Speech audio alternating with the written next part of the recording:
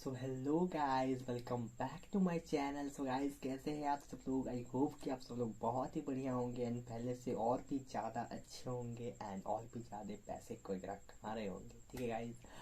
So guys, आज का ये वीडियो हमारा शेयर मार्केट सीरीज़ का 8वां नंबर का वीडियो होने वाला है। ठीक है।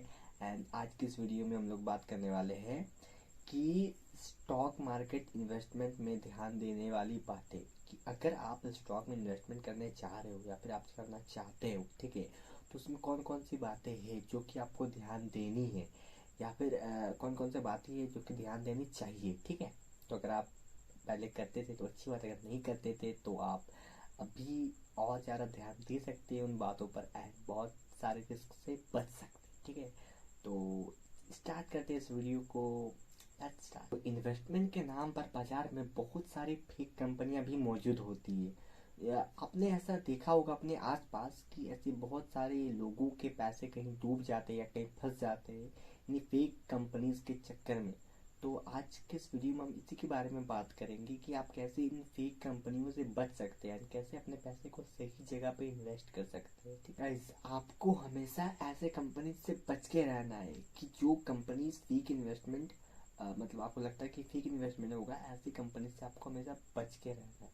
आप इस कंपनी से कैसे बच सकते हैं, चलिए इसी के बारे में बात करते हैं इस वीडियो। किसी भी प्रकार का इन्वेस्टमेंट करने से पहले उसमें कुछ बातों को ध्यान से देखना या पढ़ना जरूरी होता है। कुछ बातों पर ध्यान देना बहुत ज़्यादा जरूरी होता है, क्योंकि आप जो इन्वेस्ट करते हो उसमें आपके पैसे होते हैं, आपके वो पैसे होते हैं जो आपने मेहनत करके कमाए होते हैं। मतलब आपका हार्ड अर्न मनी होता है।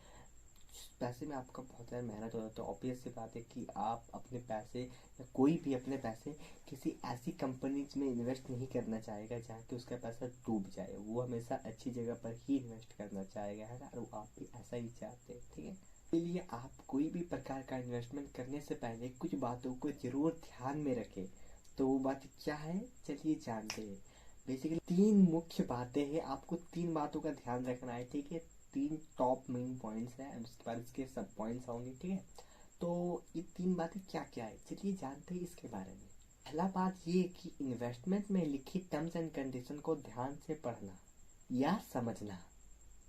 जो सभी तरह की इन्वेस्टमेंट के रिस्क के बारे में उस कंपनी के टर्म्स एंड कंडीशन में बहुत ही छोटे छोटे अक्षरों से लिखा होता है, उसके बारे में को अपने इन्वेस्टमेंट से जुड़े रिस्क के बारे में ध्यान से पढ़ना और समझना होता है। आपको इन्वेस्टमेंट बेचने वाली सेल्स पर्सन के बातों पर ज़्यादा भरोसा ना करें, क्योंकि ये जो सेल्स पर्सन होते हैं वो अक्सर अपने पर्सनल फायदे के लिए यानी कि कमीशन के लिए या फिर सेल्स प्रेशर के लिए वे इन्वेस्टमेंट से होने वाले फायदों को बढ़ा चढ़ा कर बताते हैं और इन्वेस्टमेंट से जुड़े रिस्क के बारे में ज़्यादा बात नहीं करते हैं।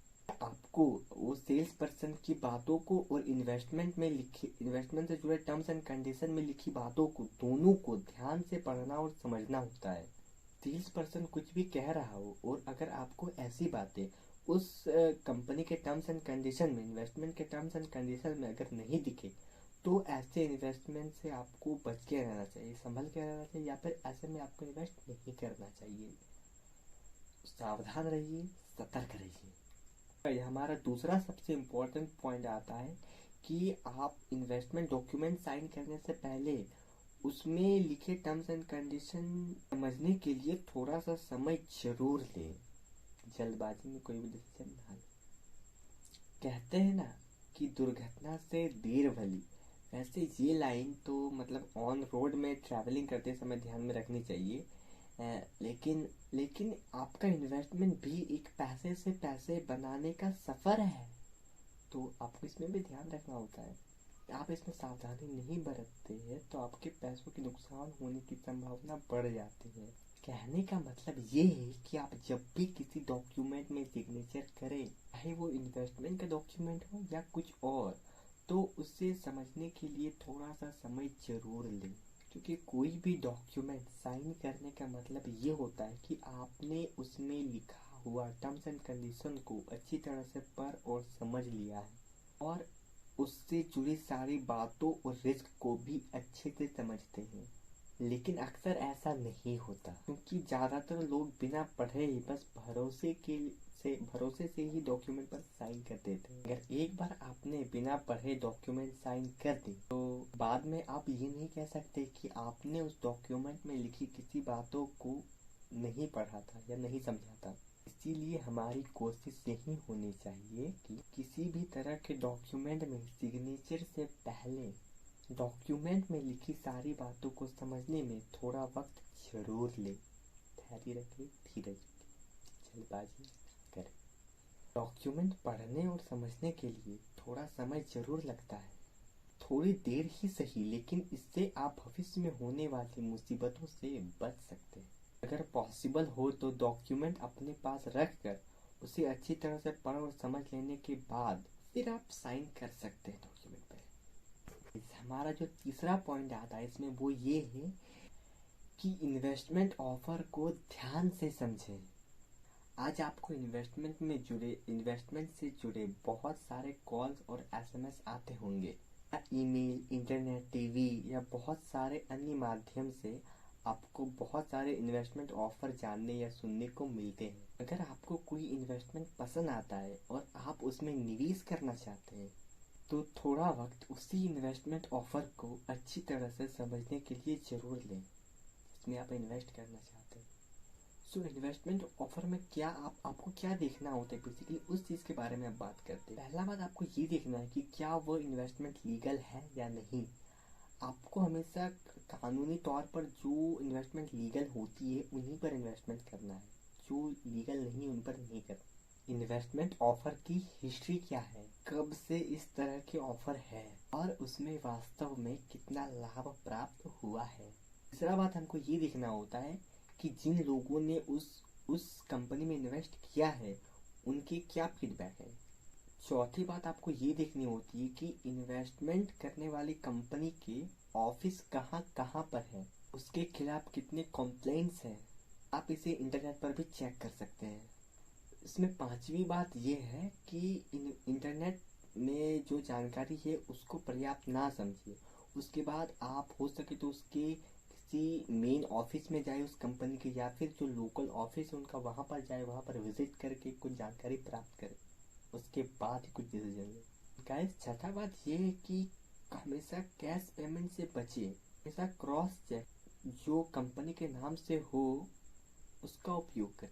गाइस, सातवां बात ये है कि इन्वेस्टमेंट में लिक्विडिटी कैसी है, यानी आप कितनी जल्दी में इन्वेस्टमेंट को कैश में बदल सकते हैं, इसका भी ध्यान रखें। इस तरह आपको इन्वेस्टमेंट करने से पूर्व या इन्वेस्टमेंट करने से पहले इन्वेस्टमेंट ऑफर करने वाली कंपनी की ऑफर और कंपनी की विश्वसनीयता और वास्तविकता दोनों के बारे में ध्यान से, दोनों के बारे में अच्छे से रिसर्च करना चाहिए और रिसर्च करके अच्छे से उसके बारे में समझ लेना चाहिए।